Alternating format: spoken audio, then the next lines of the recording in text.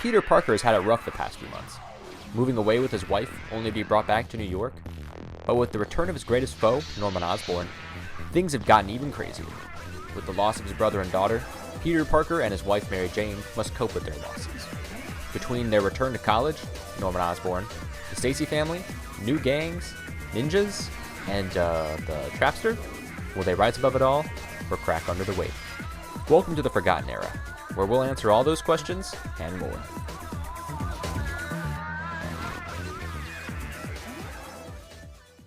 Hello, everybody, and welcome to the first episode of the Forgotten Era podcast. This is the podcast where we're going to highlight the late 90s era of Spider-Man and the stories within. My name is Ethan. I'm one of your co-hosts, and I'm joined by Matthew, my other co-host. Say hi if you want. Hey, how are you? Doing all right. It's a first episode, so it's going to be a little bit awkward, but, we'll get the hang of it. We both haven't done a podcast in a while, so... It's been like 10 years for me, long before the COVID era, so. But, And it's only been like 4 for me, but still. you got it. You lose track of it. So yeah, as it's kind of said in the intro and what I just said, we're highlighting from late 96 to 1999, I guess, specifically, would be like the years that I'm thinking of, but a little bit past that too, probably up to like 2001 is what I would consider to be forgotten. So Yeah, right. covering. Oh, go ahead. No, I'm sorry, I didn't mean to interrupt. I was gonna say, like, yeah, probably right up to about the JMS run, yeah. Yeah. But so today's episode is just kind of a introduction to who we are, and we're also going to be covering a Wizard article from 1996, as well as the first issue to start everything off, which would be Spectacular 241. But to start, let's go a little bit about ourselves. If you want to start, Matthew. Yeah, so just a little bit about me.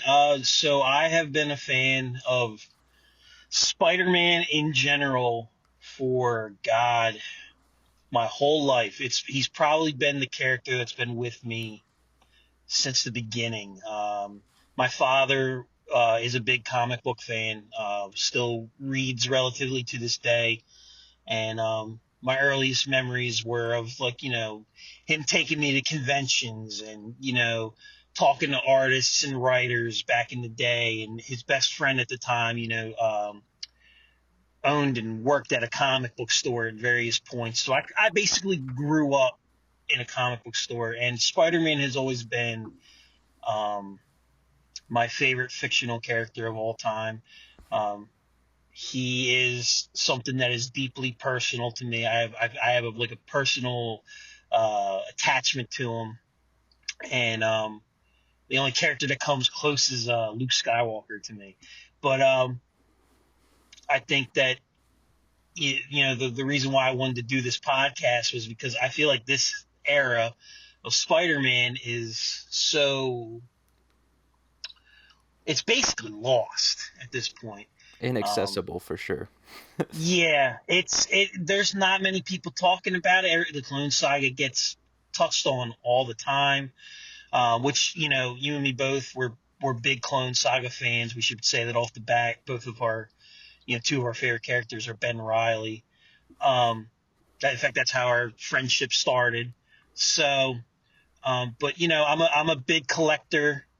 I collect pretty much anything, other than Spider-Man. But I collect a bunch, but Spider-Man's one of the big focal points of my collection. I collect a lot of, like, like you do, Ethan, comic book art, vintage comics. I have almost a near complete run of Amazing. So I could go on and on, but I'll turn it over to you. It's a good intro. My story is a little bit different. I really didn't have any connection to comic books growing up specifically. Like, my parents never read comics or cared about comics, but my dad was a fan of the 60s Batman because he grew up in that era. He went to go see like the 66 movie when it came out in theaters with his dad and whatnot. So I was always around Batman mostly. Um, but Spider-Man as well, with the 90s animated series, reruns, because I wasn't alive when it was coming out, but reruns of that, and then, of course, the Tobey Maguire movies, and shows like that, like new animated series on MTV, like all of that stuff was my core Spider-Man until I went to the local library and discovered Ultimate Spider-Man, and then I just read that forever. So I grew up more a DC kid, but when I hit like age 4 or 5, so I mean I guess not too not too long into my life, I became a diehard Spidey guy, and it's forever my guy. uh, Again, collector, not as exuberant, but I mean I kind of also, I mean I say almost complete ASM. I have like 250 issues I need, but in the grand scheme of things, that's pretty damn close. Yeah, that's better um, than most people. yeah, that's like my bragging rights there. Um, I don't know. I love Spider Man. I love Ben Riley. Ben Riley is my favorite character ever. I love the Clone Saga. I love everything about it. Well, not everything about it, but mostly everything about it. Yeah. That's my favorite stuff. I love the '90s. I love all that stuff. All the stuff that I wasn't alive for. I really love. I mean, I was cognizant for what was it? A decent bit of it when I got into Spider-Man, Ben Riley was Spider-Man. I guess I should say when I say Spider-Man's my favorite character, it's kind of like Peter's my 1A, Ben Riley's my 1B. You know what I mean? Um, they're kind of two sides of the same coin as far as that whole thing goes. Um, but I was alive during this era for the most part. My father kind of jumped me in the comics early with this era, and there's just so much in it that is great. It's just great. And I think really deserves to be put back into a spotlight because it seems like everybody talks about, your Ditko era, your Ramirez Junior era, Senior era, all that stuff, and nobody's talking about the second Tom DeFalco run as much as I think they should. So Yeah, and I mean going back to highlighting why we're doing this, it really is that it's the Clone Saga is regarded, I won't say well or not, by a general public. There's a lot more love now than I feel like there used to be. But when it comes to this era afterwards, it's really only people that grew up during it that even remember it happened at all. Because, I mean, I was a late bloomer to it. I probably read that stuff for the first time maybe like, I don't know, uh, I'd say 6 to 10 years ago is when I read like that stuff for sure, like even like some of it. But it is widely inaccessible minus the issues that cross over with your other Spider titles. So everything with like Spider Hunt, so you got like, Spectacular 255 and yada yada yada. That whole that whole story is available digitally. Identity Crisis is, Final Chapter, Gathering of Five is, but also they weren't until like 2014. hmm So like even then they were really late releases in terms of like when digital comics were like crazy. Because I'll kind of say, I mean, really the Clone Saga was kind of the same way, because I mean those didn't get re-releases until 2011 is well, when the first Epic came out. yeah. So the first Epic came. I remember when the first Epic came out, and that was a big deal because at the time, um, when the Clone Saga Epic came out at the time, nobody really the Clone Saga was a taboo thing. Um, I remember growing up, and I had the Spider-Man classics, the KB Toys, Scarlet Spider, and I have a very distinct memory of hanging out with my dad and his friends, and them teasing me and saying, "Oh, you're the world's only Ben Riley fan," which, as we know now, is not true. Ben's a beloved character now. It seems like he's more beloved than not. Um, But when that trade came out, I think uh, the Clone Saga started to be viewed in a better light, and I think that it became less of a taboo. I mean, correct me if I'm wrong. The miniseries came out prior to the epic book. Right, yeah, Uh, that started in '09. So, yeah. So the mini when the miniseries came out, and how good that series was. I think really surprised people, and I think really pushed people to go read those books. And those books sold out fast. I remember when they were coming out, it was hard to get them. Now I don't know if that memory is inflated because I was 2011. I was a sophomore in high school. Um, but I remember buying them and being like, "Oh my god, they're finally doing clone stuff. They're finally touching on this taboo era." And I think it should be noted that a big part of the reason why this era is forgotten is because the state of the industry at the time. Um, it was bankruptcy. bankruptcy, low prints. Sorry. You're an amazing Spider-Man collector like me. You can attest to this. Finding this era of Spider-Man post Revelations is at times difficult because it's not like it's not difficult in the sense that like you're not going to be able to find the books. Amazing's arguably the most collected comic of all time, And but is you're the more only one that ever had official digital versions of every single issue. yeah you're more likely to go to a comic book store and find Ditko or Romita Senior early issues than you are to find um, an issue the Cosmic Carnage issues Yeah. of so. Oh, I didn't know if you were gonna jump in there. No, no. There's an edit point right there. But yeah. So these books just seem lost to time. Nobody ever talks about them, other You're than telling me that no one is fishing for the first appearance of the True Believers and the Dragonfly? oh god, I don't even think people want to talk about them. Well, man, like how Hasbro did that what do you call it the C tier list villains box set on Amazon like 2 years Yeah. ago. Yeah, I kind of wish it had villains like that, like Shock. Uh, I mean, the having like a set with like Black Tarantula and Delilah and, Okay, Black Tarantula. As a Spider Girl fan, Black Tarantula is a character that if they did a Legends of, I'd be like, fuck it, dude, let's go. So, but yeah. and that's, I can definitely, like you said, I can attest to those books being difficult to find. I mean, I didn't finish my spectacular run until like recently, like maybe a couple months ago, Hmm. just because the print runs are low and the local shops I frequent either didn't have them at all or what they did have I bought already. So I had like 90% of it and was missing like 6 issues.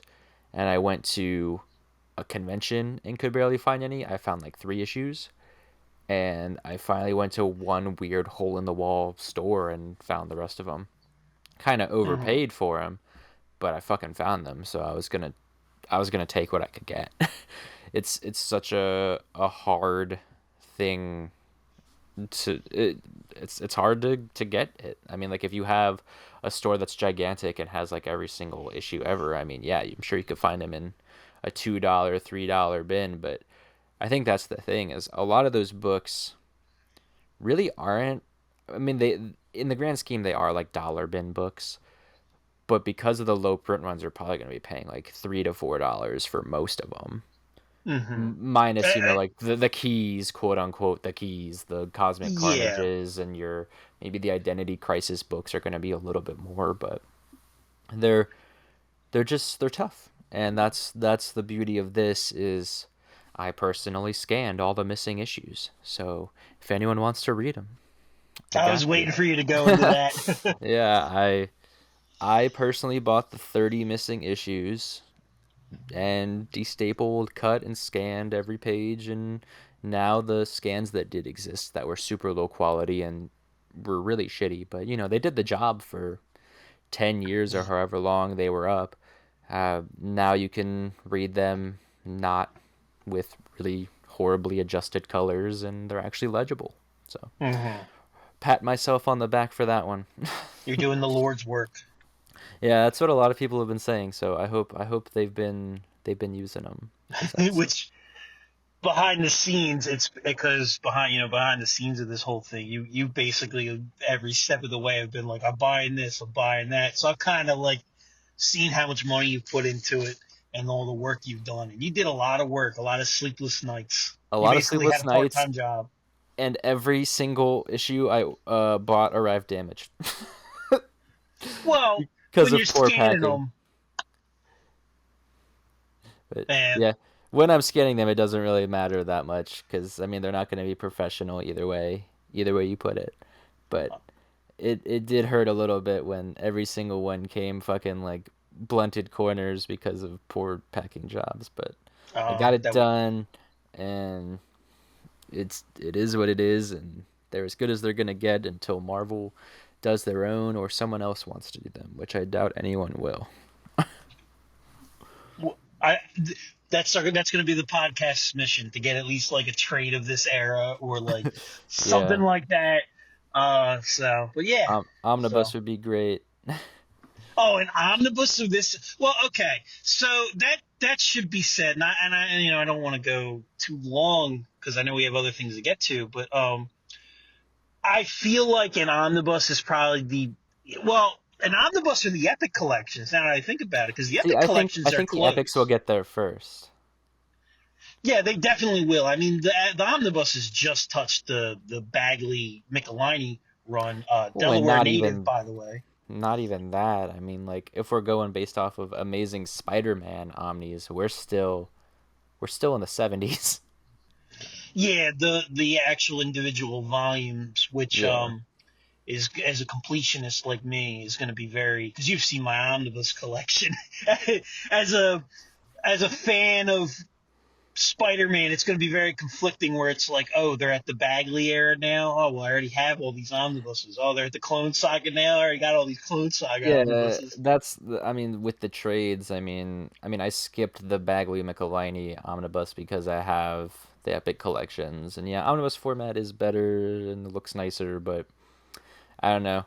Sometimes I just can't bring myself to spend $100 more just to be like, yeah, it's a hardcover now, whatever.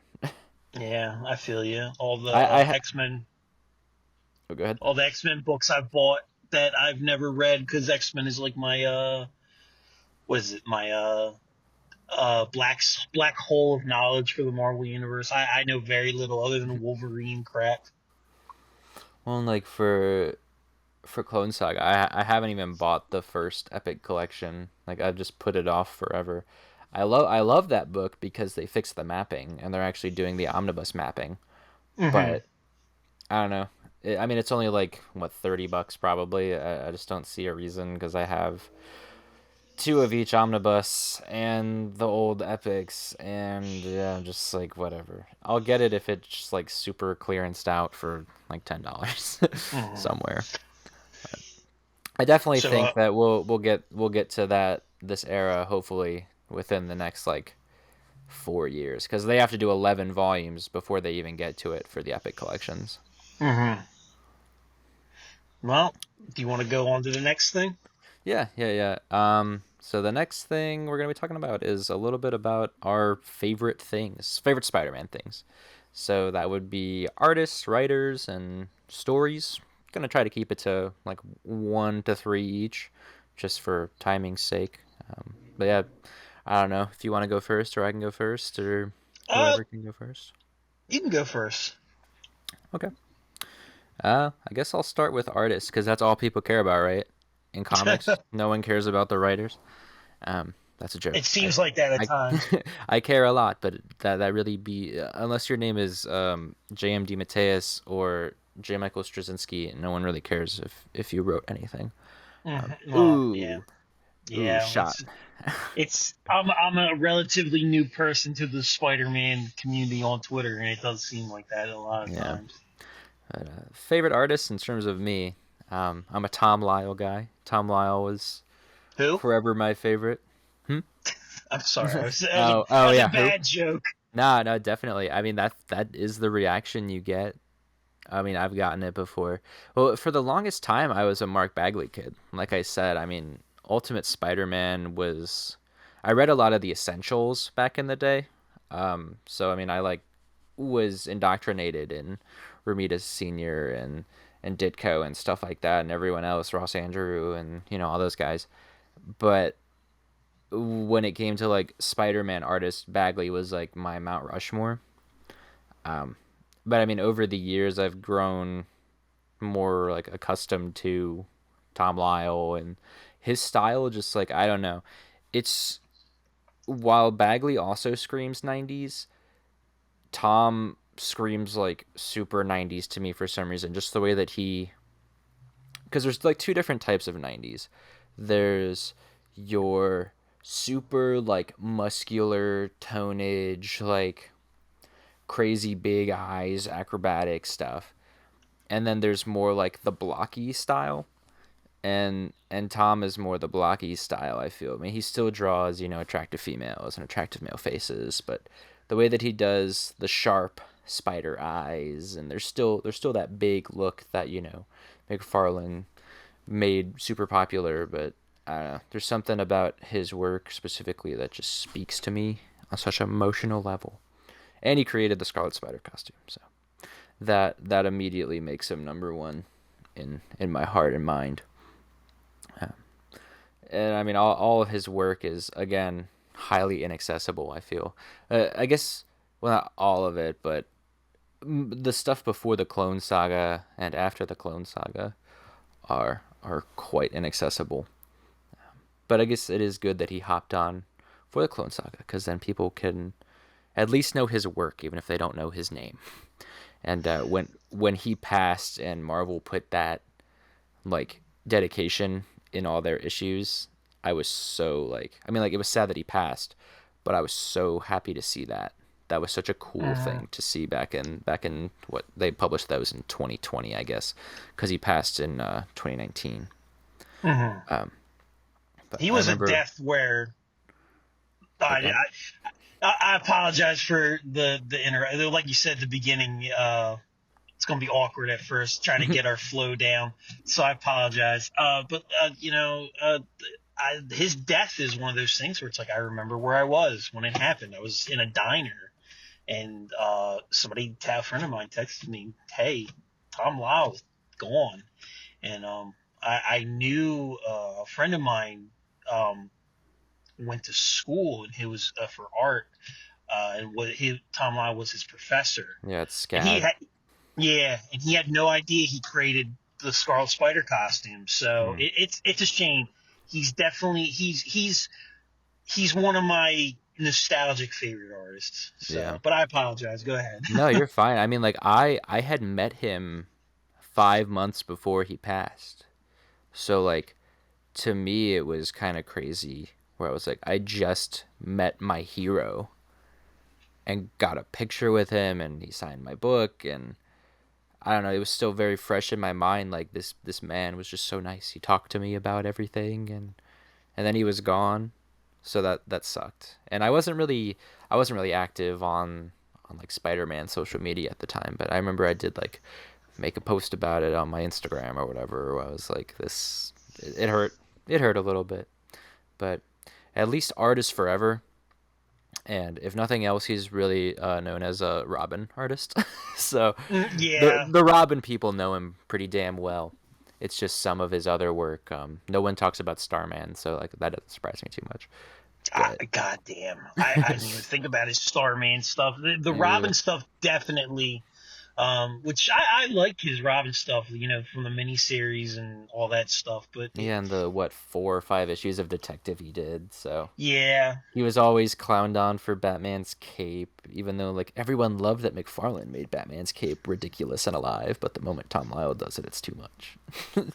that's just comics. That's just comic fandom in general. Yeah. This the second something gets revolutionized, and editorials basically like, do that, please God, do that, it's selling. Um, they'll, oh, you're copying them. Because like Eric Larson kind of gets like forgotten in the mix because he's kind of the middle point between Bagley and McFarlane, Yeah. and he kind of gets lost in the shuffle as being a McFarlane clone, which I mean he kind of is to a certain degree. At least his early Spider-Man. I love his early Spider-Man stuff, but it does definitely. I've seen people in like Facebook groups post posters that he drew back in the that era and be like, "Oh, I've never seen this McFarlane piece." I feel like it's the way that I kind of see him as McFarlane, but chunkier and more round.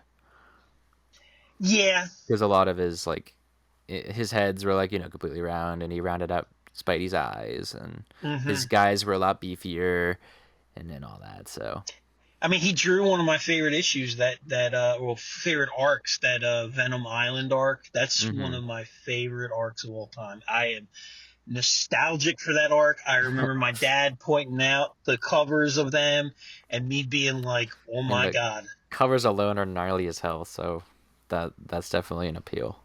Hmm. Number two on my list is Stephen Butler. So both of the Scarlet Spider title guys, Spider Man and Webb. Butler had a little bit less work on Spider Man. I mean, I guess they were kind of both equal, but after a certain point, Butler like completely left, and Tom still did a couple, fill-ins or one shots or and whatnot. But Has he ever gone on about why he left? not Other, that I'm aware of. I don't know. I mean, I know Web of got canceled, but like I've always wondered why he didn't get work past it, because it's weird because he's gotten work. Like recently, he got work for, like, he was drawing posters and stuff for the 60th anniversary. Yeah, he did like So puzzles and that wallet and yeah. yeah, a bunch of art for that. Well, and it's not like he left Marvel either because he did a lot of Ultra Force.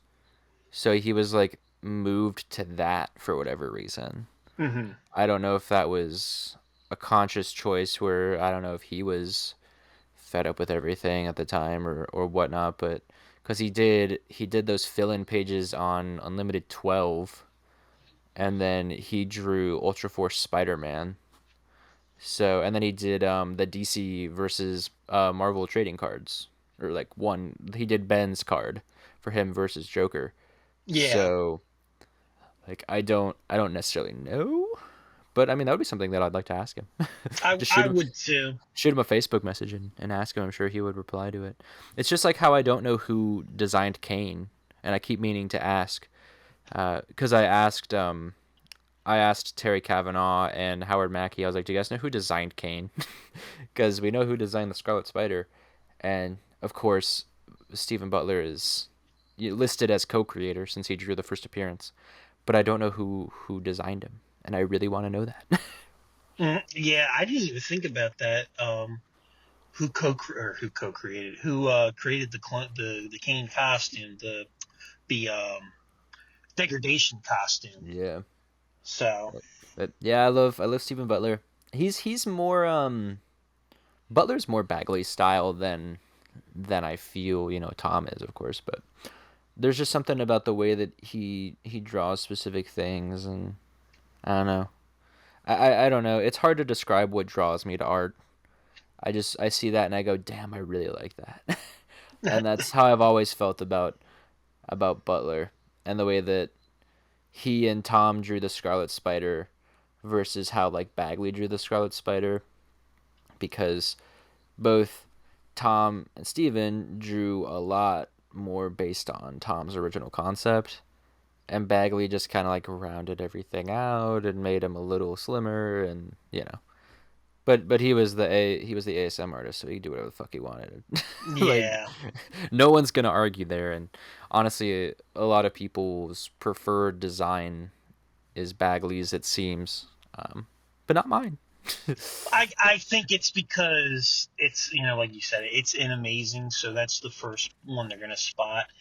In my opinion, in my honest opinion, I think Tom Lau draws the best Ben Riley. I mean, call me biased, but stuff like Amazing Spider-Man, Spider-Man 54 and 55, like that is some of like my most, not my most, but I was about to say some of my most favoritists.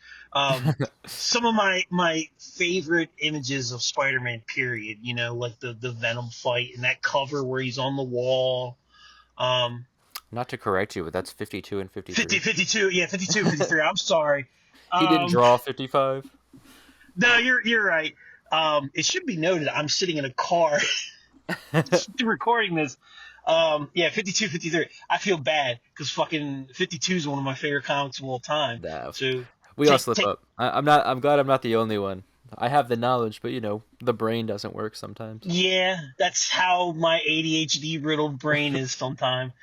Um, but what was I saying? Oh, yeah, those images are ingrained in my brain of him pulling the suit off, the way he just Tom Lau and Stephen Butler especially, the way they commanded the page, the presence. I just loved it They were growing up. tasked with some heavy stuff in those early Clone Saga issues. I mean, they had to draw.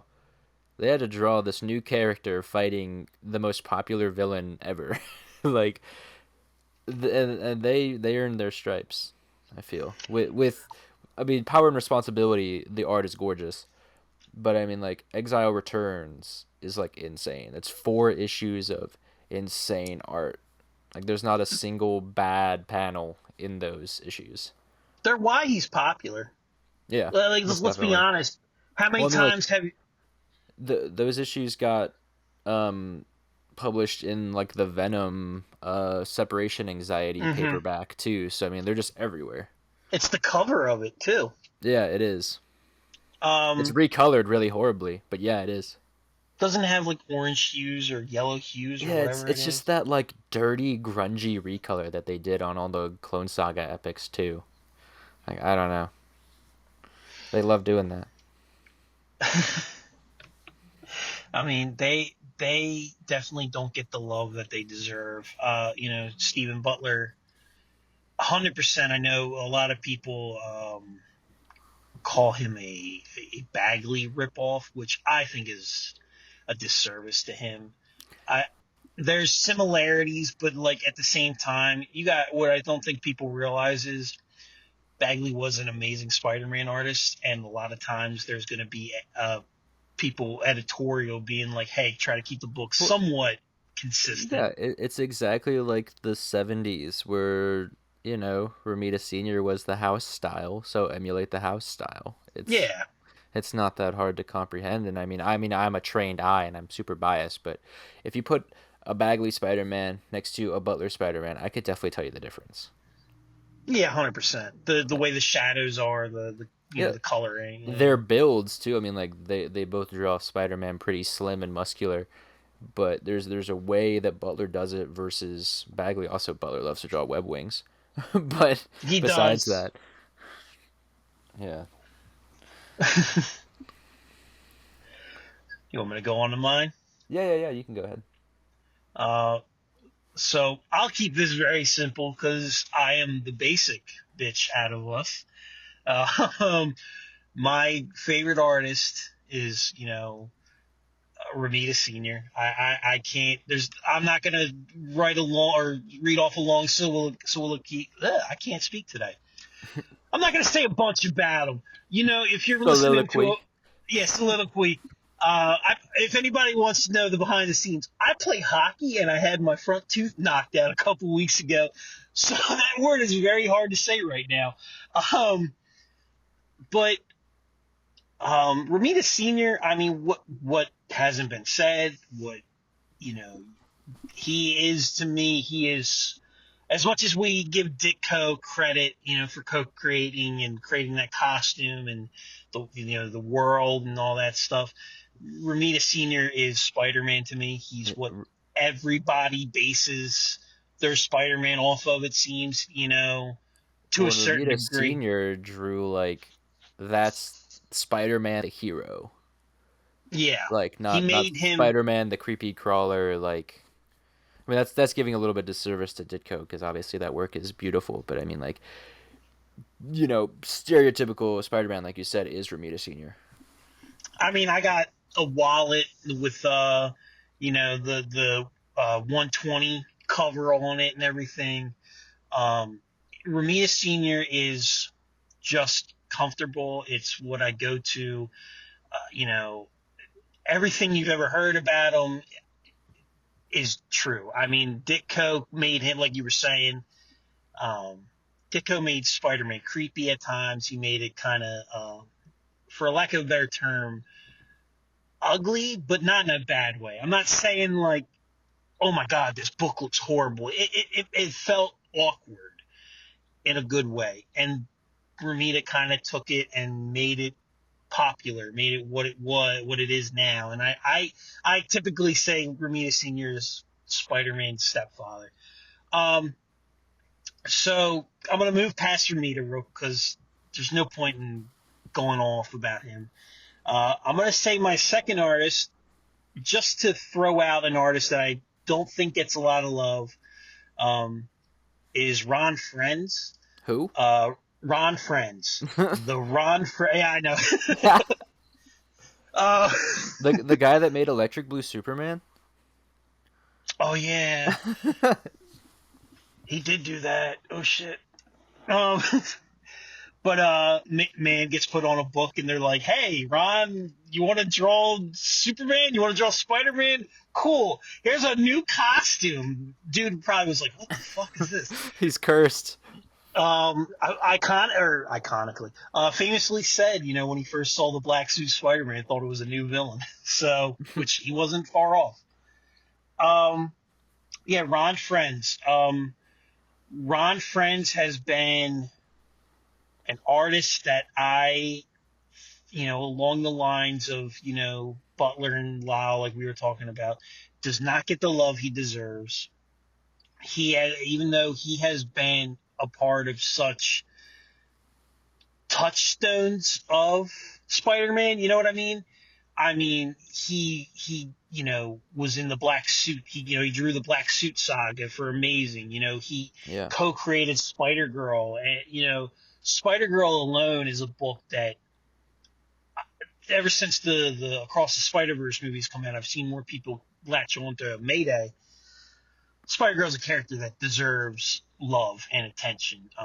She's definitely a book that I absolutely love. It was the first comic I ever completed from start to finish, collecting.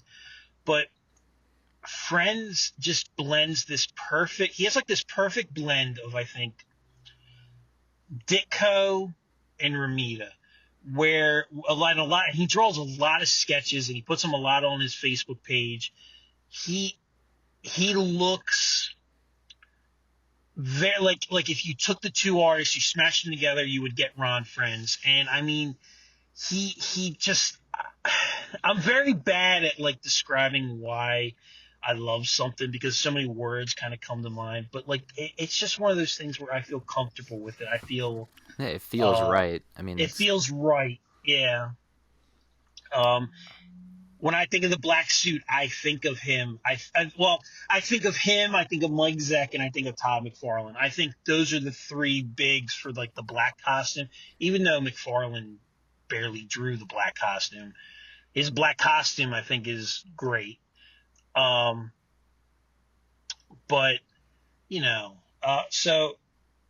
those are my top two, and I'll leave it at that. well, and that's the thing that I love. I mean, I also love Ron Friends. I mean that he just draws everything right. The way that I have him every single book I've read with his art, every single book I've seen with his art, every single sketch he's posted online. it looks right. It feels right, like you said. It So it's very much how do I put it? Um, hmm. Shit, I'm drawing a blank here. I'm like, you're gonna have to edit this part out. I'm like drawing a blank in my head. His Spider-Man is kind of what I think in my head when I think of like the 80s. I know a lot of people think of like John Romita Sr. or John Romita Sr. John Romita Jr. with like the Roger Stern run.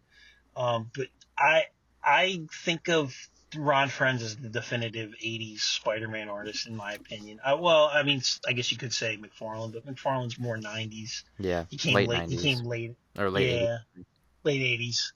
I think his first book was 87.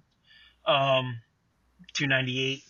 Um, but yeah, so that those would be my two. Those are good choices. We have a little bit of everything with our choices, I feel. I think Um, it's a good mix. Yeah. so moving on to writers, I guess. I'll highlight the controversial take, which would be Howard Mackey, um, which is a taboo name apparently. Because God forbid, every single time I say I like Howard Mackey, it's like the world fucking explodes. And by the world, I mean like Twitter. If I say I love Howard Mackey, it's like I said a bad word in a church. I get the stares and all that, and I understand why. Don't get me wrong. It's not like everything Mackey has written is gold, but a lot of my favorite stories have his hand in them or he wrote them. Like, uh, I love Beware the Rage of a Desperate Man. I love his Clone Saga work, which his collaboration with him and Terry Kavanagh, um, is just great work. The issues of Spider-Man that he wrote with John Romita Jr., both Clone Saga and the era that we're currently talking about, he hits that emotional spot for me in everything that he writes. He Not to compare him to J.M. DeMatteis, but I guess to compare him to J.M. DeMatteis, there's a lot of love in his work, and he writes Peter and Mary Jane really well, which is ironic because he's the one that broke them up. but Yeah. but I mean the work, especially in these post Clone Saga era books, there's just the dialogue between them and the scenes with them just feel so nice. I like a lot of that stuff, and then Anniversary Syndrome, which I believe was his first issue on Spider-Man, unless he did. Or didn't he do like Web of? Or am I thinking of someone else? I don't remember. But his first issue of Adjectiveless Spider-Man, with Tom Lyle, Spider-Man 44, is just one of my favorite single issues ever. I love that book. I love the art. I love the story. I love the sentiment. And I love that the issue afterwards, Peter Parker goes fucking insane because it's Pursuit. So I love that guy, and I like some of the things he's written, and I also hate a lot of the things he's written. So the prime example that I know I told you a while back is the second Gambit miniseries is probably one of the worst things I've ever read in my life, and that was written by him and Terry Kavanagh. So two of my favorite people wrote a book that I vehemently hate. I That just mean, goes to show that writers are people, and not everything that they write has to be gold. yeah, you're not gonna love every book that every writer or artist creates. I mean, I think he gets a lot of shit because of the reboot, but he was stretched thin. Like, let's be honest, he was stretched beyond his limits for that era. So Well, and they he does wanted. not. Go ahead. No, I was gonna say I don't think he deserves. I definitely think that there's a drop off in quality during the reboot. Oh, and I wholly Whether agree with that. whether or not it's The thing that like I would like to know, I'm sure somebody said something. How much of the reboot was um, John Byrne coming in and being like, I want this to happen? Because there's some things that happen in that reboot where you're just like, it's John Byrne. That is Yeah, John Byrneisms, you know. absolutely. Um, so you know the Matty Franklin stuff we joke about Yeah. all the time. Green Goblin stuff. Yeah, the Green Goblin redesign because he didn't want to draw the Green Goblin the way he was. Um, Not like his costume was any better. Um, His but costume that they blatantly like kind of ripped off for Ultimate Spider-Man. I didn't even think about that. You're right. You are absolutely right. Oh my god. Just made it a monster instead of a man in a costume. You're right. Um, but I think he gets a bad rap because of that reboot era. But I mean, he was writing book after book after Yeah, book and he had to trying to write make both of them at the yeah same both time, with Peter books. Parker and Amazing at the same time, with John Byrne helping on one. Hmm. But I don't know. I feel like, especially of those books, Peter Parker seems Peter to Parker. be the higher quality of the two, because It it does. is just him and Romita Jr. doing the shit that they were doing before with the new That status quo. that Peter Parker book, 100% is the quality of it stands up the test of time. I think anytime I revisit this era, well, the reboot era, that book is always the first one I touch. I kind of like going through that first couple issues up till JMS. You know, it can be a little rough, but it's Yeah, I don't think it's his fault. we'll get to it. We'll Yeah, get we'll to it get for to it. sure. But yeah, I love Mackie, and my second choice is a basic choice, and that's probably gonna be JMD Mateus. Who? Again, yeah. Who's that guy? Only like one of the biggest Spider-Man writers in the eye of the public, I guess. Hmm. And I mean, I mostly, Nowadays, yeah, nowadays for sure. And even, I mean, even he has misses. I mean, that might be like the worst thing I could ever say, but a lot of a lot of his work is, it repeats itself. You can only write a deep dive into someone's psyche so many times before it gets kind of samey. But with that being said, I love the Lost Years. I love his work on Amazing. The 2 issues he did, or 3 issues he did before the Clone Saga and then into the Clone Saga. His run on Spectacular is, of course, spectacular. Both, again, pre and post Clone Saga. He's just great at writing the emotion. He loves his wife, so he makes Peter love his wife. I love that. I love a yeah, yeah. guy that can just write characters as human beings and sees them as more than drawings on a piece of paper. And that's totally J.M. DeMatteis. He has so Yep. much respect for Spider-Man. He has so much respect for Ben, specifically, and so much respect for Peter, and so much respect for Aunt May and Mary Jane. And he wrote probably like 90% of everyone's favorite issue of the Clone Saga, Amazing 400. So Hmm. it's he's the easy pick, but it's also a well-deserved pick. He. So I'm gonna make it easier on you. J.M. Mateus is also on my list. Um, so we can kind of combine both of Yeah. them. I'm done talking, so you can take the reign. um, yeah, J.M. Mateus is. I mean, he wrote my favorite Spider-Man story of all time. I know it's a basic answer, but Kraven's Last Hunt. That that story when I remember the first time I read it. I remember my father taking me to a convention, Wizard World Philly, and me seeing him coming out of the grave and everything, and me being like, "What is this?" And my dad explained to me, "Oh, it's Kraven's Last Hunt. It's an iconic story." And blah blah blah blah. Here, let me buy all the issues for you. And I remember leaving that con and sitting in the back seat of the car, just devouring Kraven's Last Hunt. I remember being like, "Dad, why is Kraven eating the spiders?" Oh, well, he I'll never forget this. My dad being like, "Oh, he's eating the spider. He's eating the spiders because he thinks that's how Peter got his powers." And me being like, "Why? Like, none of this makes any sense." But like as an adult, I'm like, "Oh yeah, that makes perfect sense for Craven." But like that was the first story that made me go, "Oh, comics can be a little bit more than just like, Spider-Man punching Venom or Yeah. the Well, Joker when like he took Craven, who before Last Hunt, you know, was a nobody." was a nobody. Craven's fucking laughing stock. He wears a lion vest and Mm-hmm.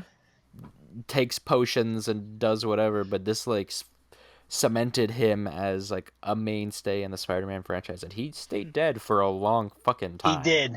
It made him a mainstay villain for better or worse, I Mm-hmm. think. Yeah. He's definitely most famous for blowing his brains out. Let's be Yeah. honest. Um, when people talk about Craven being their favorite villain, I ain't gonna lie. Part of me is just kind of like, why? Like, is it because you read Craven's Last Hunt? Like, give me another. I like Craven. Love Craven's Last Hunt. I even like Soul of the Hunter. I'll say it. I think Soul of the Hunter is like not a bad book. You know, that's not even an unpopular opinion anymore. Oh really? It is for me because I don't really like Soul the Hunter. But Oh well, this podcast is done. I want a divorce. I'm taking the children. You can go fuck yourself. No. shit. Um, but I mean, I'm this Soul of the Hunter is nostalgic for me because I remember being a kid and getting that book. I actually read Soul of the Hunter before Craven's Last Hunt, and I remember the scene where he's crawling out of the snow pit, and me being like, "What the hell is?" Like, I had no concept of PTSD, so. Well, I mean, like you talking about those visual cues. I mean, like the art by Zek and McLudd. I don't know how to exactly pronounce his last I name. think you got it right. Yeah, Yeah. but that stuff is visceral. Like the fact that Spider-Man books before that were still kind of samey style. I Yeah, the mean, Ramita rule. yeah, and then you just had that interjected randomly after what was that? That was Amazing 294, right? Or Yeah. 293, one of those two. Think it was 294. 294 is, I believe, when he at the cover where he's holding the costume. Yeah, but either way, like you go from I don't remember who did the fill-ins before on the issue prior, but either Oh no, way. 294. 294 is when he's on the where he's in the background where he's climbing behind him. Okay. But yeah, no, that shit is just crazy cool. And I don't know if I've shown you, but I actually have the premium edition hardcover of Craven's Last Hunt signed by JMD, Zach, and Bob McLeod, and it's like one of the coolest things ever. I love that book. No, you've never shown me that actually. That was a fun memory meeting all of them. And Mike Zeck did like he did like Spider-Man eyes and Spider Sense as like a little remark, which was really cool. I mean, I've met Mike Zeck a couple times. He back when he would, I think he started doing cons again. I know he retired. I could have sworn I saw him going to a con recently. But back a couple years ago, I had him sign a couple books. Remember when Marvel was doing the 50th anniversary variant covers, Mm-hmm. Yeah. um, with like the different eras? I had him sign the Amazing Fantasy 15 one where it's Peter getting bit, the yellow cover, Yeah. and I had him sign that, and my original Craven's Last Hunt trade, and Secret, of course, all the classic Secret Wars, but yeah, I'm going. I'm telling we're supposed to be talking about JMD Mateus. I'm going on about Mike Zack. Um, but yeah, JMD Mateus, I think, like you said, he wrote Lost Years. He wrote, which I think Lost Years should be accredited to why a lot of people like Ben Riley. It's usually the go-to story when you're like, who's Ben Riley? Here, read the Lost Years, and then Absolutely. kind of gives you like an idea because of the way that story starts and ends. He's, it's, you could just give that book to somebody and get the idea of the character without even seeing him put on a Spider-Man costume, or he Well, has that a sort of Spider-Man costume, yeah, and that's the best part of like if you include Parker Legacy with it, which I mean most of the time they which I do do. since they republished it that way. Like it is just like you get everything. You get both the context you need from 149 and everything that was happening in the Clone Saga at the time too, because Mhm. contrary to how they published it in the trade, that does not come first.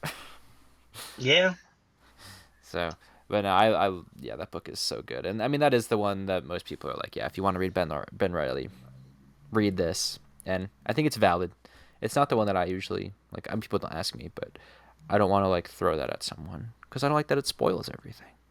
Even though the whole thing is a spoiler because the internet exists and everyone knows already, but you never know. I I genuinely don't.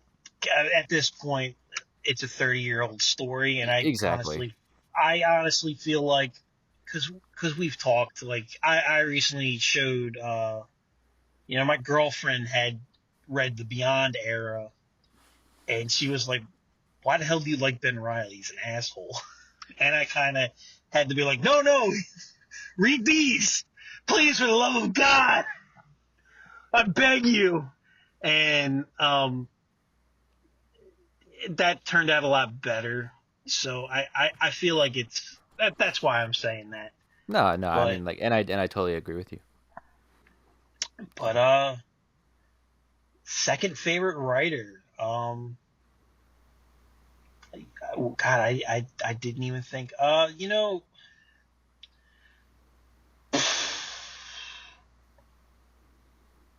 I'm probably gonna. So the way that I think, the way I operate is, a lot of the stuff I like is based off of like the history of things, and I like seeing the genesis of things. So that means like I gotta pick uh, Roger Stern. I was originally gonna say Stan Lee, but then in my head I was like, wait a minute, why are you gonna say Stan Lee? And then but Roger Stern's probably Roger Stern. I'm gonna have a caveat. And I'm so sorry, listeners, if you can't tell, I'm really awkward for this first episode. Um, I kind of lump Roger Stern and Tom DeFalco into one thing, one era, one run. Because I mean, Tom DeFalco kind of got thrown to the wolves when Stern left, and that era of Spider-Man is my personal favorite. The '80s, Yeah, '80s into like the Michelini era. I personally thought Um, you were gonna say DeFalco anyway, so yeah, so originally my thinking was, when I was saying like, oh, I like the genesis of stuff, in my head, I was like, well, I kind of want to say Lee because he co-created, blah blah blah blah. But in my head popped up Roger Stern, and I was just like, fuck that. Um, I think Roger Stern was the first writer since Lee to really get the voice of Peter down.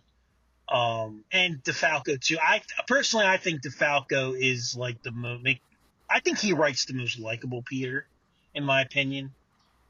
Um, and I think he wrote a lot of like solid, like the Fire Lord fight. The Fire Lord fight,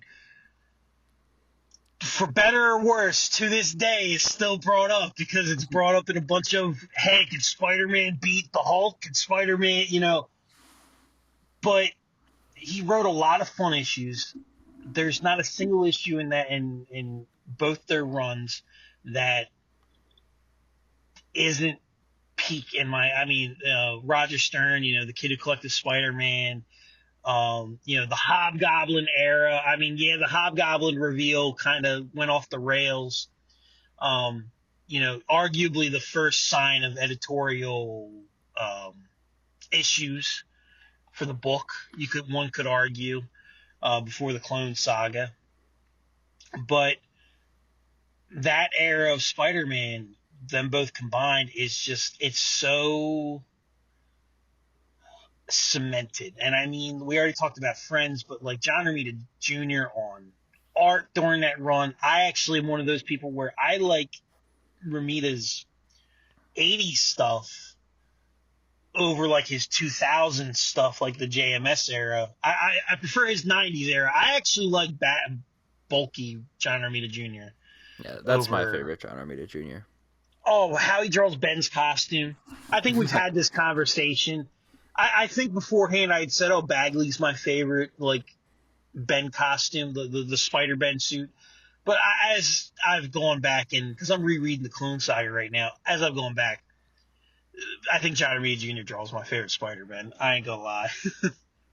But to kind of keep it short, I'm Roger Stern and Tom DeFalco are my two. Awesome. Well, So one of those people we get to hear from in this era. So, all right, moving on. I guess it's Wizard time. So, we are currently going to cover Wizard number 64, cover date December 1996. I wonder when this was actually released, because why would they be talking about this 3 months after, or 2 months after Ben Reilly dies? But it might be like the comics where, it's 2 months prior. I believe it is 2 months prior. Revelations was also cover dated for December, so. But there is a really great article in this specific issue, which has a fucking awesome Mike Wieringo cover, by the way. That we'll talk a lot about, or I'll talk a lot about his art as we get into these books. But man, that's a damn good cover. I mean, I'll talk about it. I'll talk about him too. I love Mike Wieringo. Not to deviate, but I've told you the story. I met him like a couple months before he died at a con. I had him draw me an Impulse. He's one of my favorite artists from being a kid. So this cover of this Wizard magazine is beautiful. I wish I could have a poster of it. Yeah, and I don't know if this was the poster that came with the issue. Usually they did that with the covers, but I don't 100% know because my copy didn't come with it. So. My copy doesn't have the poster either, and I honestly can't remember. I remember as a kid I used to tear these apart and cut them out and make collages. So there's a really great article in here called Spider Sense, which is an interview with editor Ralph Macchio, who was in charge of all the Spider titles at this time. And it basically, what it's doing is it's A, I guess, apologizing for the Clone Saga, and B, introducing you to what comes next. So it's really insightful, especially since it was published at the time. So there's some unused ideas in here, and it talks about the artists, and it has a little interview with like Steve Skroce and Wieringo about what they're looking forward to. But we'll highlight a little bit more about that in a moment, because I guess we'll just if you want to start by giving some of your opinions about the start of this era and what this article entails.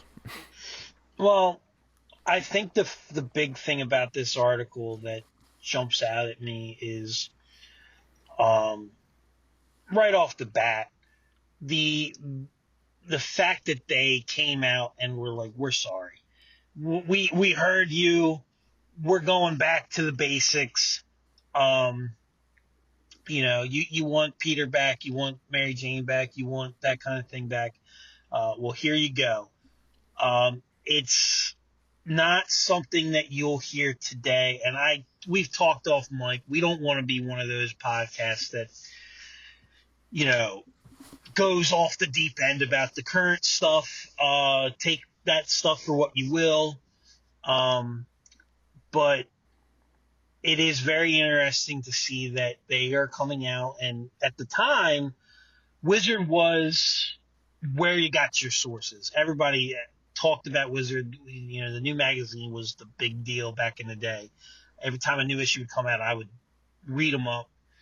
But it's really interesting that um, you know Machio is it says Machio is quick to point out that the end of the Clone Saga won't simply amount to the reset button being pushed on Spider-Man, resulting in a return to the fun-filled days before the clone reared his identical head.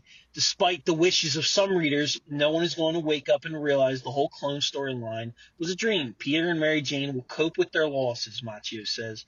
They will deal with it. Losing Ben and the baby won't be something that we'll just wash our hands of and say, woo, glad it's over. Which I think is a funny thing to say because it kind of does happen at a certain point. The book definitely, after the revelations, definitely goes into a. There are moments where it's like, oh, we lost Ben, we lost the baby, and we'll get into it when we talk about Spec because there is a great moment in Spec. But they do kind of touch on it. They talk about it in this Wizard article. Oh, we're not just gonna brush by it. But then all of a sudden it's just like we gotta brush by it. No, don't bring up the baby. Don't all that kind of stuff. Well, and Um, I would say that that doesn't really start until the reboot, it's because yeah, it's a throughout, bit away.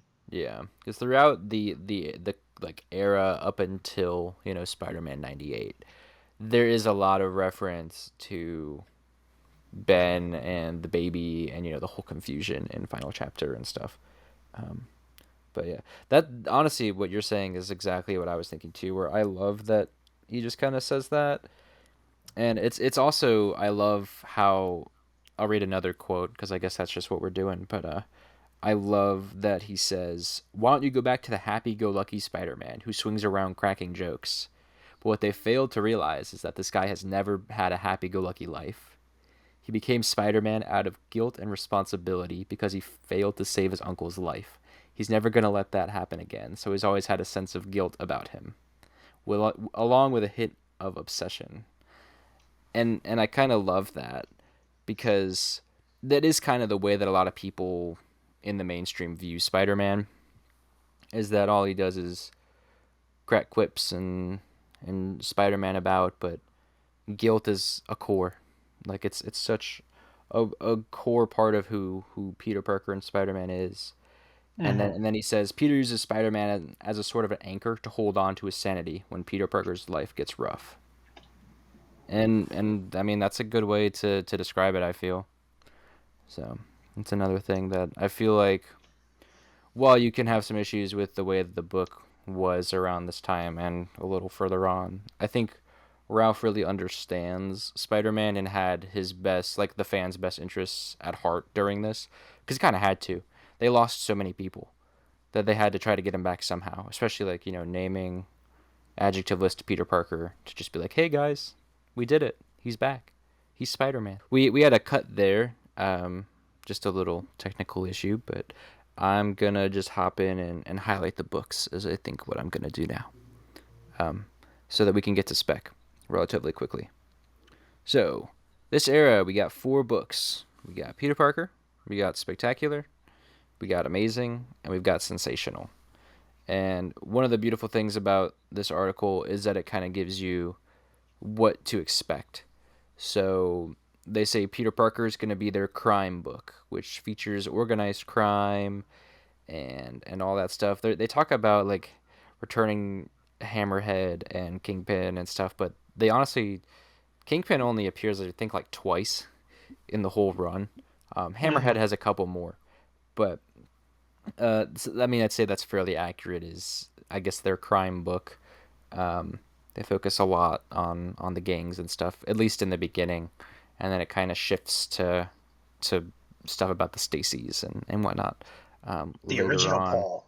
Yeah, the original Paul, and they reference that here too, where they talk about, how Peter's gonna have to deal with the Goblin and the Stacys and all that stuff. When talking about Spectacular, they're talking about how it's the weirder side of Spider-Man, which I think is kind of interesting way to word it. Um, which I get it.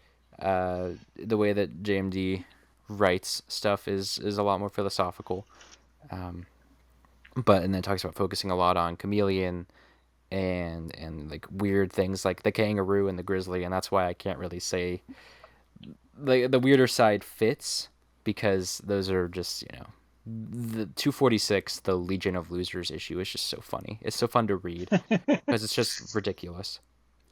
And they say that Amazing is going to reflect Peter Parker's life, which is a direct quote, and that it's going to be unpredictable, which I also agree with, because there's a lot of weird shit like when you say that Amazing is the book that everyone reads and is the main book, what they were doing at the time doesn't feel like it.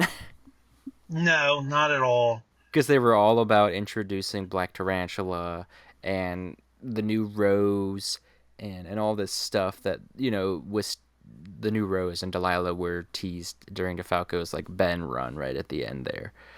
But it's such a weird book, and they talk about bringing back Doc Ock and introducing new characters and bringing back old ones, and that's a lot of what this era kind of was like we said, it's not a clean reset, but they are slowly getting to that point where they're bringing back Doc Ock and getting rid of, well, not fully getting rid of, but kind of pushing Carolyn to the side and pushing Stunner to the side. And then in Sensational, you have like Toombs getting old again and stuff like that, where Mike Wieringo said he really wanted to draw Old Man Toombs, and he got to because they wrote him to be old again. And honestly, I love the way that they describe Sensational here. Is they want it to be lighter because it fits with Mike's art, which is completely accurate because if you look at the JMS era and you see what Wieringo was doing with Peter David, especially at the start during the other, that I don't know, that just does not work for me personally. I love No. I love when his stories that he's drawing alongside are bouncy and fun. And I mean, like, that's not to say that they can't be serious at all, because Sensational does, like all these books, have a lot of emotional moments, and there are big action set pieces and whatnot. But I mean, their first big story had to do with Kazar and the Savage Land and polar ice caps melting. So My favorite. it's just like a silly thing where dinosaurs show up and the Hulk shows up and the Hulk punches a big chicken bird thing and whatever the hell's going on. It's one Um, of the few Savage Land stories that I actually like. I don't like the Savage Land. It seems like every time they do a story about it, um, it's boring to me, in my opinion. But that you know that whole thing is probably the only thing I like yeah, out of I all of them. have the original trade for that story, which is really cool. I love to flip through that every now and then. It's just a fun thing to get through, and I love that a lot. But it kind of gives you a lowdown of kind of what the books are going to be, and they also focus a lot on saying that Peter's supporting cast is a big part of this era, which they totally are. And I feel like it's Mhm. the most important they had been in a long time. Because I mean, you had Flash show up during Ben's era, like he was in Redemption, and he showed up in whatever it's called. Yeah, Players and Pawns, or yeah, that's the one, the 2 issue story. And you had Betty was showed up in Unlimited and a couple other issues and whatnot. But this era really brought them back into the spotlight. I mean, you had Betty and Flash pretty much as major players in both Spectacular and Peter Parker. It's like Mhm. Betty's book was Peter Parker, Flash's book was Spectacular, but then they crossed over and whatnot. And MJ had her whole supporting thing with Jill, and in Amazing she had her like teacher friend who gets tied into that whole thing later on with Black Tarantula. And it's a big book where people matter, and they're such a big part of what's going on. Aunt Anna has a big presence in it since they're living with her in the house and whatnot. And DeZago focuses on the neighbors and all that stuff, and Billy Walters, and I don't know. It's such a great time for those characters because they finally mean so much and actively move the story at this As they time. should. Exactly, as they should. Like, Peter Parker and Mary Jane are the main characters, obviously, but their friends matter a lot too. And like J. Jonah Jameson is extremely important. And Norman Osborn's return is also extremely important. Hmm. So all of these characters, not to say that, Osborn's a friend, but just other characters are integral to what's going on. And that just is It's great. it's the first because I feel like one of the as much as I love the Clone Saga, there is something that is missing from that era, especially when Ben is Spider-Man, is the classic cast. You know what I mean? Um, they show up. You'll have Betty every now and then, stuff like that. Um, but the classic cast kind of just gets shoved aside, and Ben gets his own cast, and then eventually they get kind of like pushed aside for the classic cast. But the cast has always been at its best when they're in the forefront of Peter's life, and they are, for lack of a better term, either causing drama or whatever have you. I mean, everybody likes to, make fun of Betty Brant because of how, off the fucking wall she is half the time.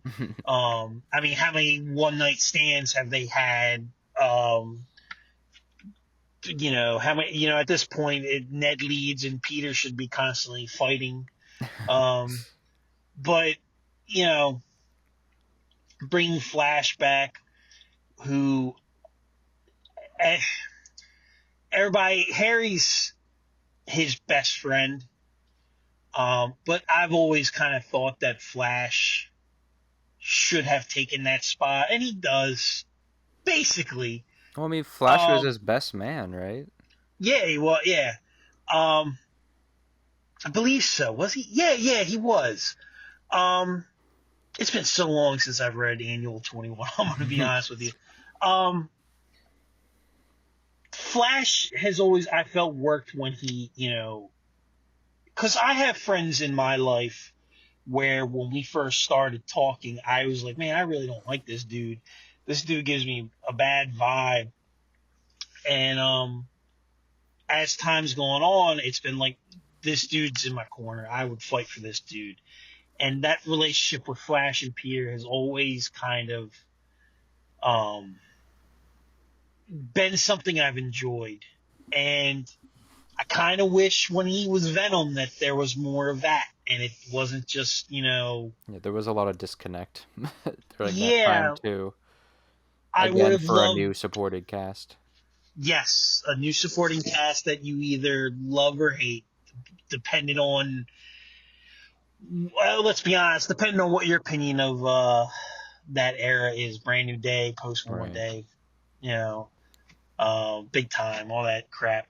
Uh, but yeah, I like if this article came out today and I read this, I'd be like, all right, we're back on track. In Spider-Man, we trust. Yeah, I can hear, the campaigns that make Spider-Man great again coming out. So But yeah, I mean, even I feel that Ralph Macchio is just really well worded. Uh, just how he explains things, he does it with such certainty. He's like, "This is what we're going to do, and I give you my word that we're going to do it." And they did, which is great. I mean, having spoken to him personally, he's just really great at talking. He'll talk about anything you want. He's got a lot of recollection for that time too, which is really great. But I don't know. I'm a really big fan of this article. I know it's like weird to praise the news rag Wizards article about Spider-Man in 1996, but it just does give such a big picture of like, here's what's gonna happen. Here's what we're going for, and I hope you come along for the ride, and I hope that all the listeners come along for the ride with us, because if you haven't read this era, there's so much good. Like, there's outrageous stuff and characters that only appear 4 times or 1 or 2 times and then they disappear off the face of the planet. But overall, I mean, this is good stuff, and it's good stuff. It's fun stuff. The art is killer. The writing is great, and that's why we're here. We're here to talk about it. Hmm. So, segueing into our first issue coverage. Woohoo! Um, we're gonna cover Spectacular Spider-Man 241, which the Ben Riley trades mark as the end of that era, which I think is right. Um, it's a great like refresher to be like, okay, here's what we're doing next, and we have this beautiful. I'm looking at it right now. I don't know if you are, but we're looking Yeah, I at have it this up.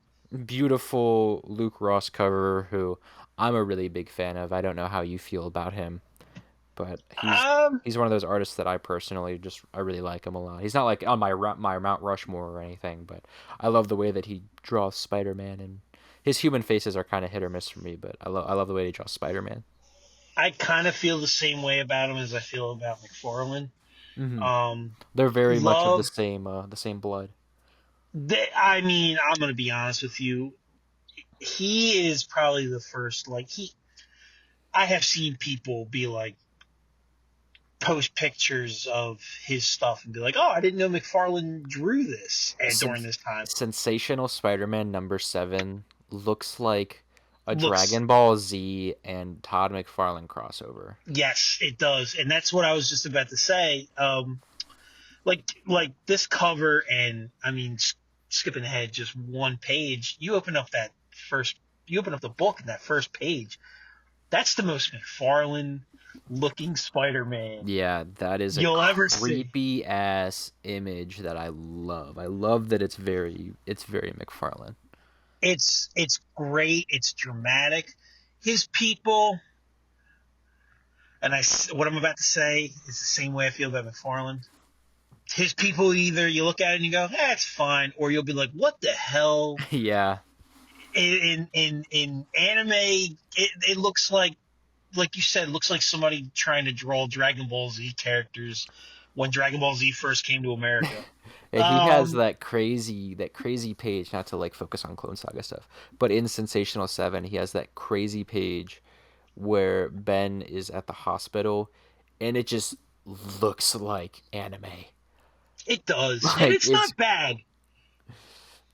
I agree it's not bad.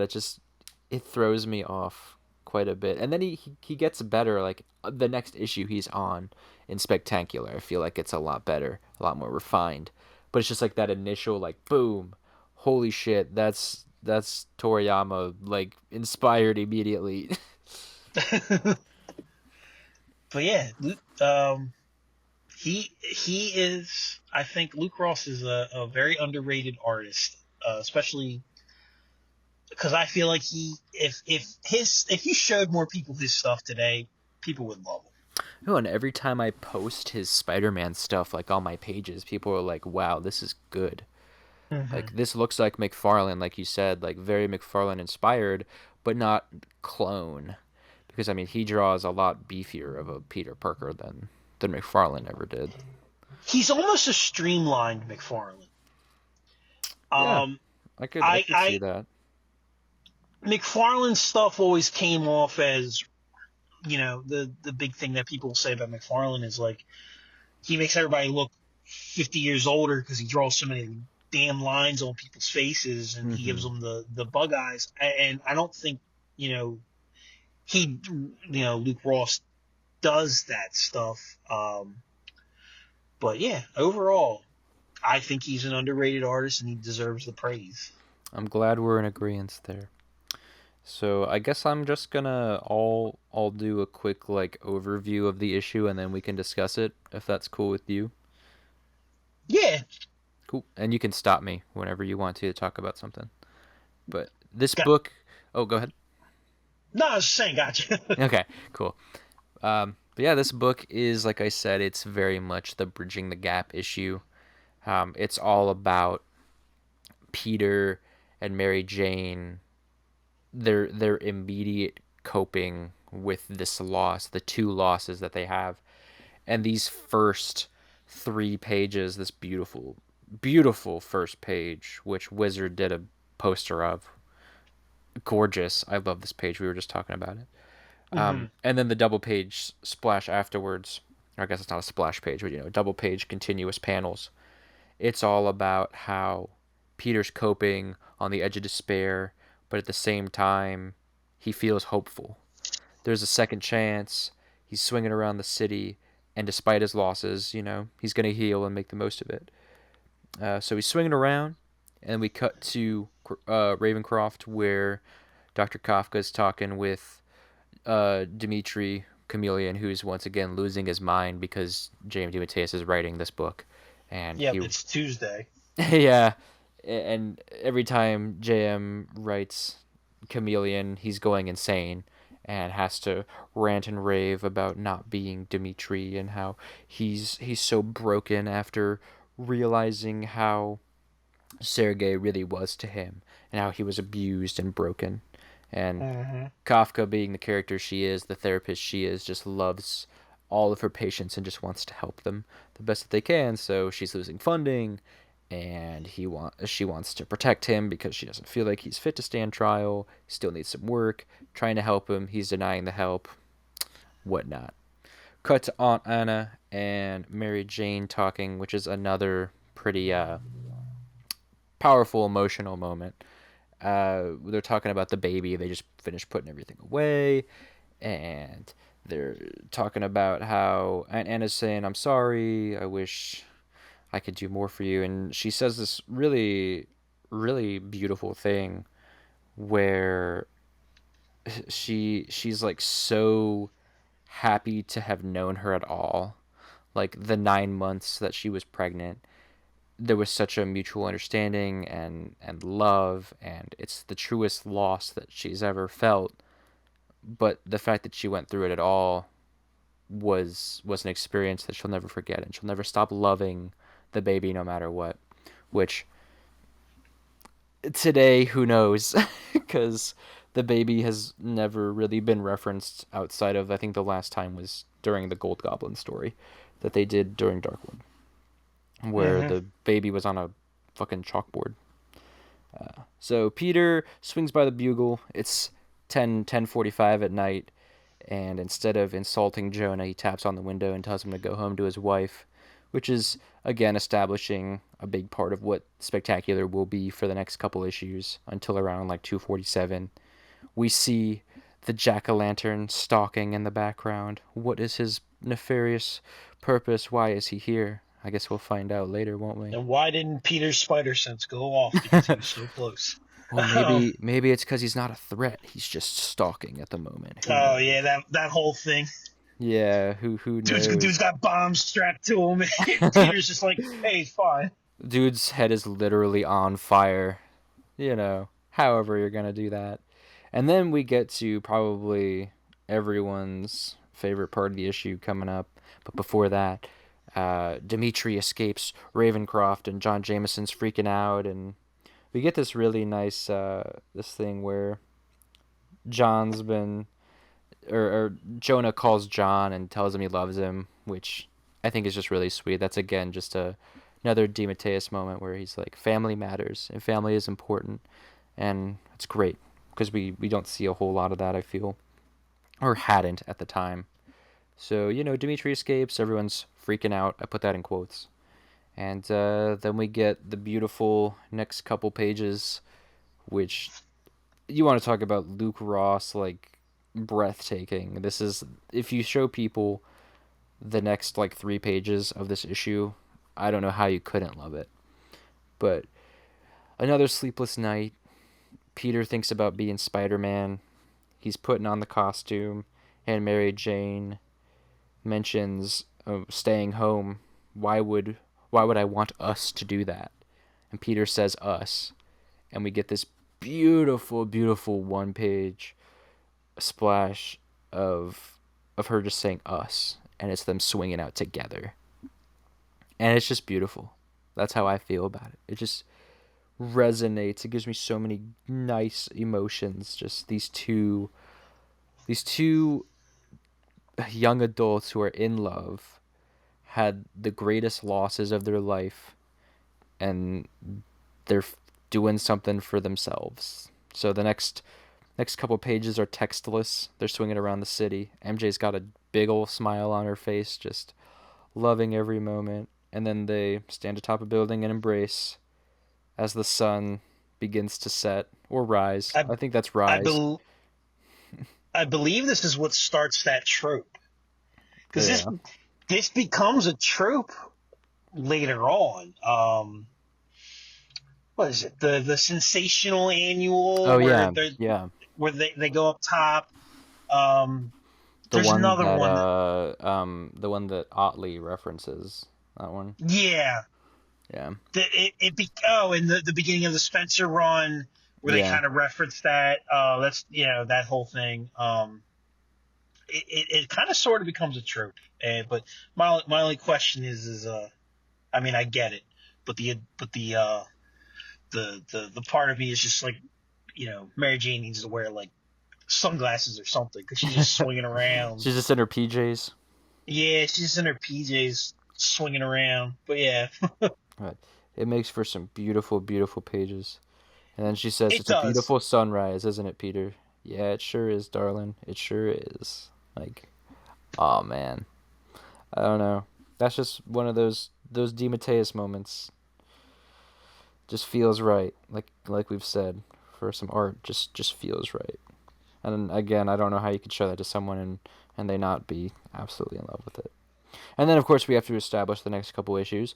So, Dimitri wakes up in a dark room, the light turns on, and guess who's kidnapped him? It's nothing, or it's nobody, but his doctor, Dr. Kafka.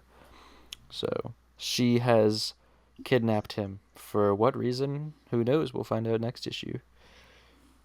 Or you won't if you're reading on Marvel Unlimited, because as far Yeah, as Marvel Unlimited is concerned, you have finished the book. there's not a single issue until 254. I hope you enjoy yourself. Yep. Like I have it up on Unlimited right now, and it's literally like you're all caught up. Yep.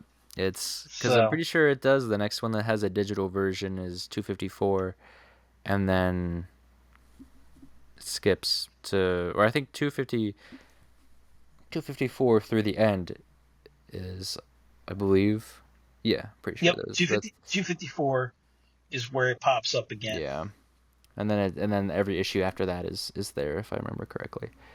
But yeah, so what are your thoughts on this issue as a whole? I mean, it's a right off the bat, it's a beautiful issue. I mean, there's not much else that J.M.D. Mateus, I think, at times can get a little too, I don't know, like the current meme is it insists upon itself, kind of that kind of feeling. This is not that book. It feels appropriate that these two adults who just lost a child, lost a brother, lost a mother figure are trying to, establish in an adult way, reestablish the relationship and try to get back on track. Nothing is worse than losing a child. God knows if I lost two other important people from me, I would be a wreck. And the one thing I love about this issue is J.M.D. Mateus really takes the time to pull back, breathe, and show what, I've always loved about these characters is that Peter is a caring, a loving person. He cares, some would say, too much. And the fact that he would go to Jameson and be like, dude, go home, and after everything that's happened is, I think, a very punctual moment. And the whole, let me see if I can pull it back up. I just had it up. The whole scene where Mary Jane and Aunt Anna are sitting in the room, and there's the, let me see what page number it was on. Uh, Page 9, right before that panel up to the top left where you see her leaving the room. She looks back. She takes that single look back. I think that's a beautiful image. I mean, it's really not only just putting a close on the the baby story, it's putting a close on the entire previous era. And Mm-hmm. I think it does it in a very neat, realistic way.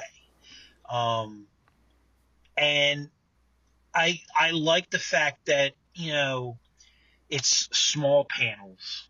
It goes from, let me see, 2 pages of them talking to 2 panels to then shifting to Peter, and it kind of feels to me like a visual representation of moving on. I mean, obviously she's closing the door on an empty room where it was going to be the babies, but beautiful issue. The Luke Ross's art. I mean, like you said, you were describing it. I didn't even really want to interrupt you because it is him swinging with Mary Jane is, especially that the page where she's saying us, page 17. I want that as a poster. Yeah, That is that's a crazy good. they've made statues that are similar to this, like Kotobukiya and stuff like that. They there is a dynamic between these two characters that, um, depending on who writes them, you brought up earlier that James DeMatteis loves his wife, and so he writes them as a couple very well. And this issue right here is just an example of that. I mean, I could see myself, if I lost a child with my partner, you know, there would be a moment where it's like, let's go out, let's go do something fun, let's go spend time and just love each other and gather ourselves. And that's what I love about Spider-Man is this realism, this these characters, like you feel like you could touch them. And I think James DeMatteis does it so beautifully. So, but I'll pass it off to you. Yeah, I feel like something in the issue itself that just solidifies everything that we've both been talking about. Uh, on pages 2 and 3, the boxes. Just gonna read them word for word. He can't explain the sudden rising of his spirit, the sudden belief in the future, in the power of their love to heal all wounds. And perhaps he decides that's how it should be.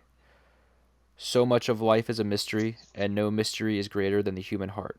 We fall again and again we rise to embrace the mystery, embrace life in all its sorrow, in all its joy. And that's Which just is Spider-Man. that's Spider-Man, that's this issue. It's like you said, he's lost everything, and his relief, his wife's relief, it's this swing together on the beautiful New York City sunrise. It's just, I don't know. You've pretty much said everything that I wanted to highlight, and I talked about it during the rundown. But it's just a great issue, and I also feel it does a great. It's got great pacing in terms of the balancing between, hey, we have to establish this upcoming story, but also we can't just forget what happened an issue ago. I mean, the last issue was Revelations, and Ben's getting the shit kicked out of him, and Peter's trying to get to Mary Jane. So, like, you can't just move past that immediately. It really is just that perfect encapsulation of what we have next. So, I Which I I love this issue, and The thing I think is great about it, and also that kind of is a detriment to it, is in the trade. If you're reading this in the Ben Riley Epic Volume 6 trade, it's not the last book, but it's the last book that matters, I would say. Because I think after this is Osborne Journals, and then Oh Dead Man's God. Hand. Yeah, immediately after this is Osborne Journals. So most people's first time reading this will be like, okay, Ben dies. You're immediately dealing with that. Here's this issue, and then you get to explanation dump the issue. Yeah. And for one thing, I think it's great that it is immediately afterwards, but I also feel like after Revelations, so many people these days speed read. I feel like this is an issue that would get speed read through, and it really deserves more than that. But it's also, I'm It, glad that it is one of those issues that was in the trade, so that we get a digital version of it and it's accessible to people. so the thing with comics like these, I call them, they're breather issues, Yeah. and the problem with I think a lot of these issues is when you go. Let me back up. There's not a problem with these issues. Some of my favorite issues are breather issues. I mean, the first one that I ever really was like, wow, that was good as a kid was Ultimate 13, where it's him Oh telling yeah. Mary Jane, you Absolutely. know, um, that's a great issue. And then the current Ultimate has a couple uh, moments like that. I think, what was it, 4 is a breathing issue. But the thing with these kind of issues that I'm trying to get at is when you come from like epic action and everything, and people speed read, like you said, these books kind of get lost in the mix. And when they're coming out, people might be like, you didn't touch on this, you didn't touch on that, like what's going on. They kind of get lost in the minutia of like continuity and all that crap, and there's not a big reveal and everything. But I think these kind of issues in hindsight really stand out. I mean, Christ, most people will sit there and they'll tell you, oh, one of my favorite issues is Amazing 400, which, it's got the death of the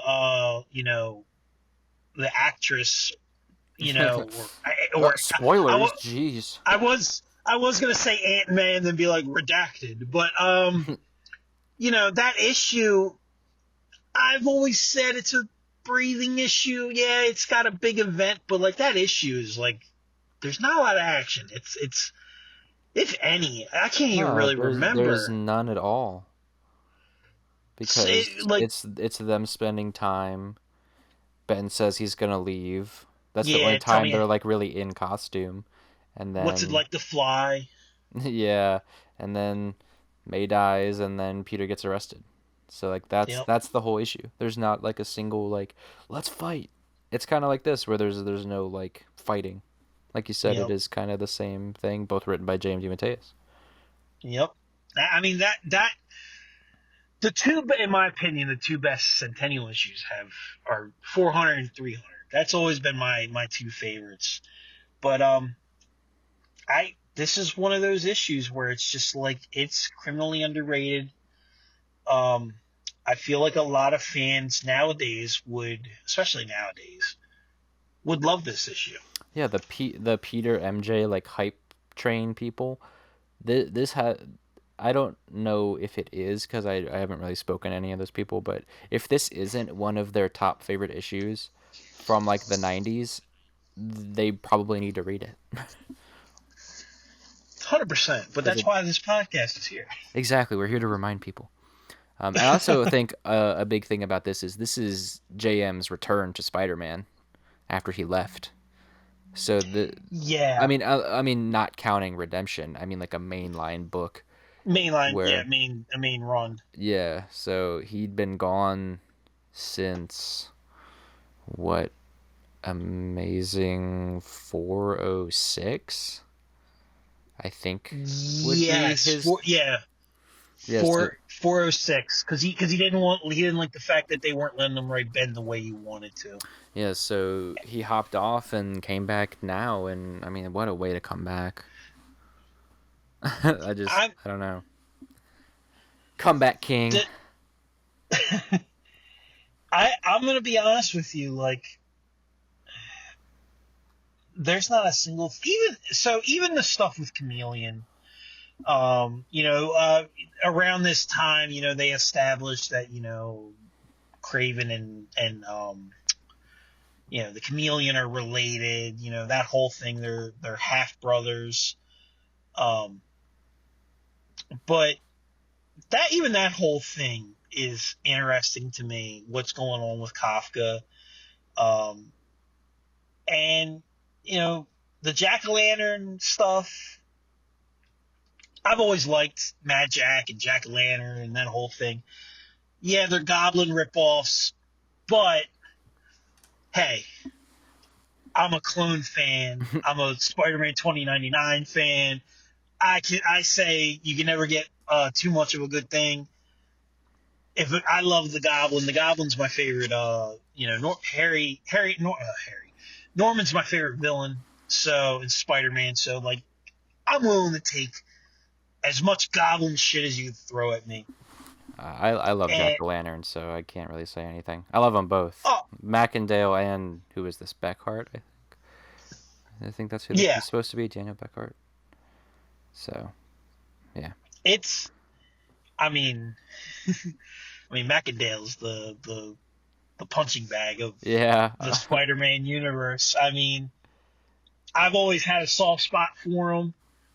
Um, but I mean, when they did the Marvel Legends, because they did two, the one from like 10 years ago, yeah. The and the one, Venom one, yeah, yeah, which I think is a good figure. And then they did the current one that came out. What was that?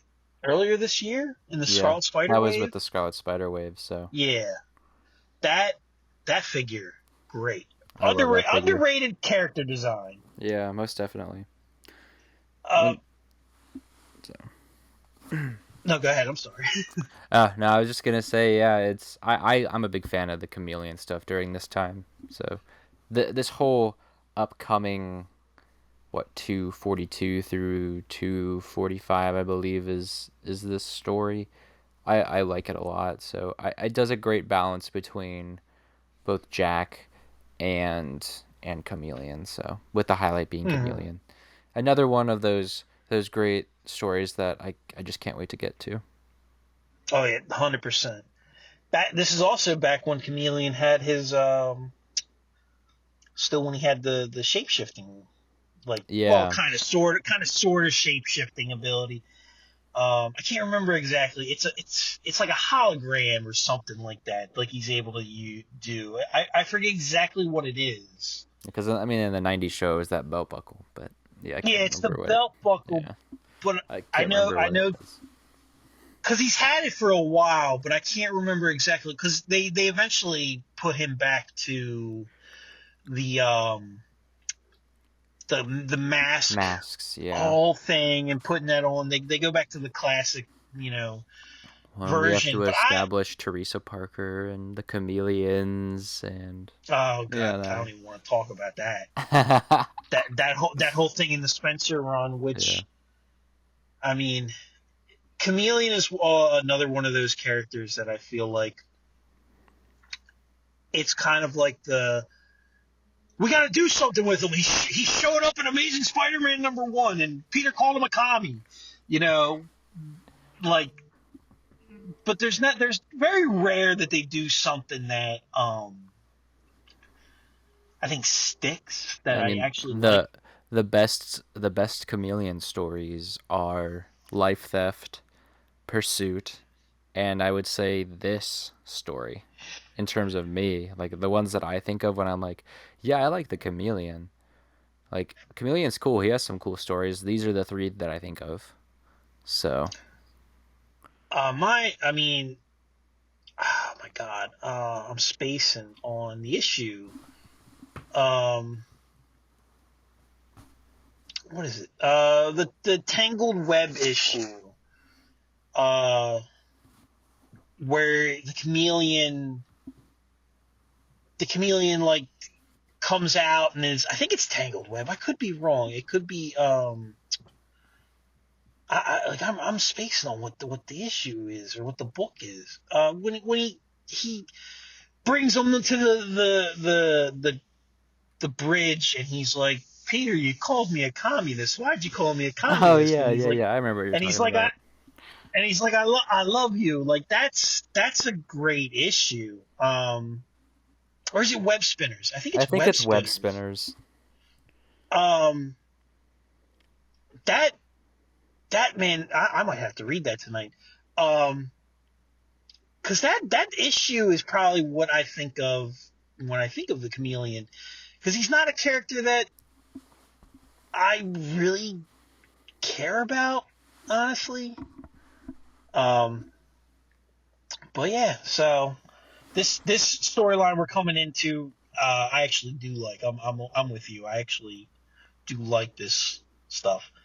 And the other thing I wanted to bring up real quick, just a side note, um, John Jameson in this, Luke Ross draws him. He looks exactly like a Pat Olive character. Yeah, he does. I He, I like the way that he draws Man-Wolf later too. oh yeah, you're also it was Web Spinners Spider-Man number 11. So there you go. Yeah, there we go. But Cool. Well, that's that. I don't know if we should like give a rating to the books or whatever, but I give it a rating of I like it, you should read it. So I won't designate a number because that feels derivative, but if if you can find this book, go buy it. yeah, exactly. I think it's definitely worth a purchase or even a digital purchase since it is available on there. Buy it any way you can. It's in the Omnis. It's in Ben Riley Volume 2. It's in Ben Riley Epic Volume 6, and then it's available digitally and then at whatever store has it in the back issues bin. So, but yeah, I hope everyone enjoyed this first episode. I know it's kind of rambly and whatnot, but we're getting the hang of it. It's a first episode sort of thing.